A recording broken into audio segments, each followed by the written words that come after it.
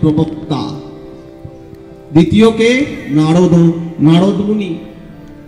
তৃতীয় শম্ভু, দেবাদিদেব মহাদেব। চতুর্থ কুমার, কুমার মানে হচ্ছেন ব্রহ্মার পুত্র সনত কুমার।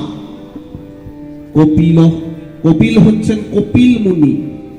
এই কপিল মুনি যার জন্য আমাদের গঙ্গাসাগর মেলা, যে গঙ্গাসাগরে কপিল মুনির আশ্রম দেখতে লক্ষ লক্ষ মানুষ, বাইরে থেকে এত এত মানুষের সমাগম হচ্ছে, সেই কপিল মুনি তিনিও কিন্তু বৈষ্ণব ভাগবত ধর্মের প্রতিষ্ঠাতা। কুমার, কপিল, মনু। মনু হলেন সত্যব্রত মনু, যিনি এই পৃথিবীকে উদ্ধার করেছিলেন। তারপর কে? প্রহ্লাদ, প্রহ্লাদ মহারাজ, যার জন্য হিরণ্যকশিপুকে ভগবান নরসিংহ অবতারে এসে বধ করেছিলেন। প্রহ্লাদ মহারাজ। জনক, জনক সীতা দেবীর পিতা জনক মহারাজ, তিনিও হলেন এই ভাগবত ধর্মের প্রতিষ্ঠাতা। প্রহ্লাদ, জনক, ভীষ্ম, পিতামহ ভীষ্ম, গঙ্গার পুত্র। পিতামহ ভীষ্ম যখন ষড়শয্যায় ভাগবত ধর্মের কত কত উপদেশ যুধিষ্ঠিরকে দিচ্ছেন, মহাভারতে উল্লিখিত রয়েছেন। এই ভীষ্মও হলেন ভাগবত ধর্মের একজন প্রতিষ্ঠাতা।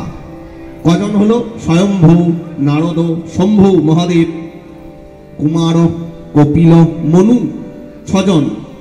প্রহ্লাদ, জনক, ভীষ্ম, নজন। বলি, বলি মহারাজ, যিনি ভগবানকে ত্রিপাদ জমি দেবার সংকল্প করেন, শেষে ভগবান দ্বিপাদে সমস্ত পৃথিবীকে অধিগ্রহণ করায় বলি মহারাজ শেষে নিজে মাথাটা দিয়ে দিয়েছিলেন। নিজের মাথায় ভগবানের চরণটা রাখতে দিয়েছিলেন। পাতালে প্রবেশ করেছিলেন বামন অবতার, যার জন্য সেই বলি মহারাজ দশম। বলির বৈয়াসকি, বৈয়াসকি মানে কে? ব্যাসপুত্র সুখদেব গোস্বামী।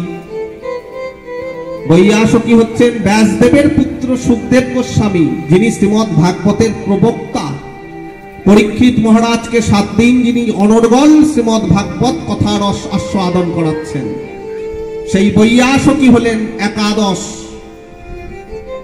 একাদশ বৈষ্ণব। এই পর্যন্ত 11 জনের নাম। বলির বৈয়াসকির বয়ম, বয়ম নিজের দিকে আঙুলটা দেখালেন। 11 জনের নাম লিখেছিস, শেষ নামটা বয়ম। বয়ম মানে কি গো? অহম মানে আমি, আবাম মানে আমরা দুইজন, আর বয়ম মানে আমরা। সংস্কৃত অস্মৎ শব্দ। অহং, আবাম, বয়ম। বয়ম মানে আমরা, অর্থাৎ 12 নম্বরে আমার নামটাকে সংযুক্ত